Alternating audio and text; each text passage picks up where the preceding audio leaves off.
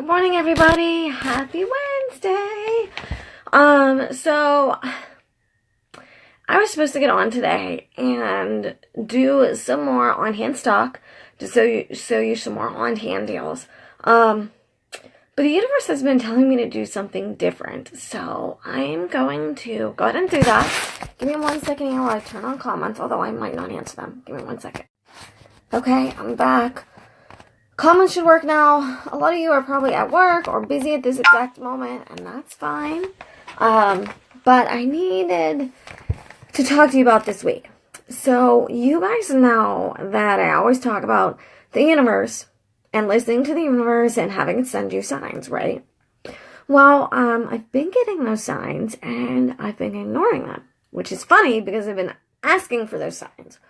So all week I started running again, which is awesome. And I've started using my chakra stones. And every time I run, I run around my block. So, 4 different laps. And on each lap, I chose a chakra. And I just kind of had this mantra that said, I would run one street and I'd say, my crown chakra is open. I'm open to the universe. And I would just repeat that over and over again that whole lap. Then the next lap, I was saying, my third eye chakra is open. I'm listening to my intuition. I'm going to Janet Jackson tonight. Awesome, Sharita. I think that's what you mean. But so I've been trying to open up my crown and the third eye intuition chakras, and all week long I've been getting this nudge that I need to tell you guys this story. And it actually happened back when we went to Nashville to the business boutique. And many of you guys know I have some bad relationship history, really bad relationship history. Some of you know details, some of you don't. Nobody really knows all the details, but a lot of you know that it's out there. Thanks, Amber. Well, yeah, except for my grays. The knee died. Thank you. It is super dark. So I had this really life-altering experience in Nashville that I've kind of been ignoring. And this week, it came back in the picture. So I just keep having this vision of telling you guys about it. So we were in Nashville, and it was me, Danielle, Diane, and Heidi. And it was amazing. And it was the Women in Small Business Boutique. Okay. And while we were there, it was so crazy because, and guys, I gotta tell you, I am shaking and I feel like I'm gonna throw up, which is something I tell my girls all the time. If you're about to do something and you feel like you're gonna throw up, it's probably the right thing to do. So I need to take that advice and tell you guys this story because I want to throw up. But anyway, so we're at Nashville at this business convention. And we were all settled into our seats for the first day. And it was at a Cornerstone Ministries. Because the boutique was run by Christy Wright, who's under Dave Ramsey's group, who does everything with a faith background. And so there was a vendor show, which is part of the story. There was a vendor show, all faith-based. So we get to the presentation, we get to our seats, we're waiting for the first speaker. And we're all trips so far, we've been talking about our future and our manifestations and what we want to do with our life. And they announced Christy Wright, and she comes out on stage, hot, fast-assing, high-talented, hustling, and the biggest pair of stilettos I've ever seen. Tell you the people I was with, all eyes turned towards me, and they're like, Jenny, that's you, right there. Then later on, Patsy Claremont came on, and she's about yay big, 70-ish, red high heels. Again, all eyes towards me, and I'm like, Jen, that's you. All of these women that were speaking at this event were high energy, all over the place, passionate, talking to the universe. And I kept saying, I'm like, Jesus, I have been thinking for a while now that I need to speak somewhere. I don't know what I need to speak about. I don't know who I need to speak to. It might not be about lipstick. It might be about my situation. It might be about relationships. It might be about women empowerment. But I need to speak to someone. I need to be speaking to people. And I was saying that I kept having that feeling, but I didn't know what to do with it. So I put it out there in the universe, Lord, take the wheel. Take the wheel and tell me, where am I supposed to be doing, who am I supposed to be talking to? And I asked for guidance. Well, let me tell you guys, when you talk to the universe, it answers back. And, so the four of us, it was me and Heidi and Daniel and Diane behind us, we're walking through the vendor shows during a break. And we walked past this table that was run by a company called, a nonprofit called Bloom in the Dark. And it's was obviously an organization that works with current or past victims of abuse. And most people, I don't really like to talk to vendor shows, which is funny because I often host vendor shows. So they were busy. The hosts were busy. So I was kind of like trying to subtly look at brochures and take some paperwork, look at their book.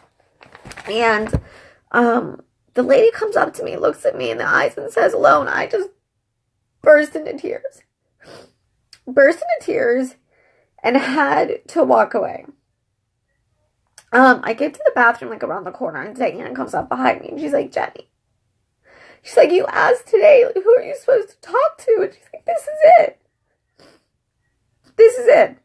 I'm not crying that I'm upset about my situation, guys, but I'm just crying because the universe spoke to me, and it was so profound and so strong that a month later, I can still feel that moment when it was like, this is where you're supposed to be. So anyways, I couldn't talk to the lady. It was a mess. But Heidi came up, and the lady had given her a bag of stuff for me, including this book, Bloom in the Dark. True Stories of Hope and Redemption.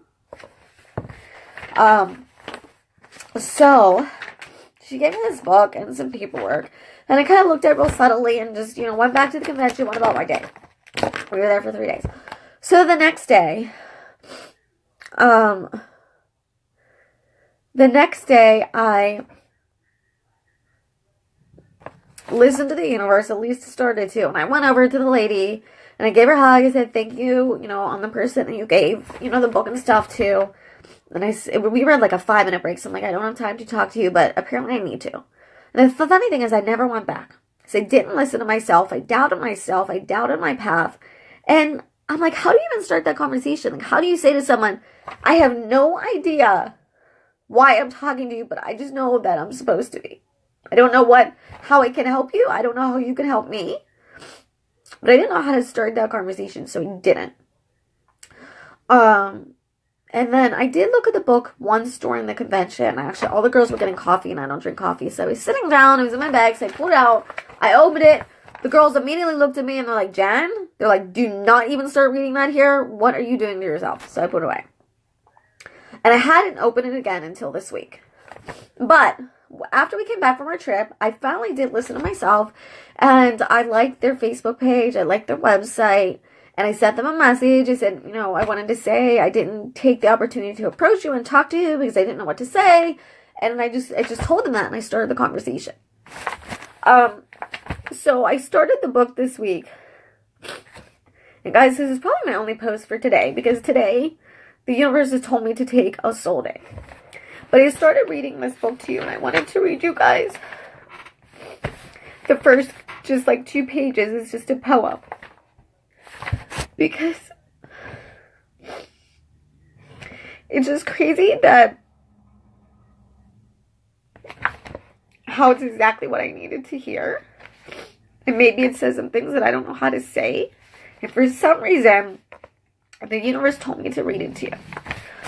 So that's what I'm going to end with here. If I can. Okay. So Bloom in the Dark. I don't want to admit I'm a victim. Tainted by abuse. Feeling irrational fear and shame. Defensive and jaded.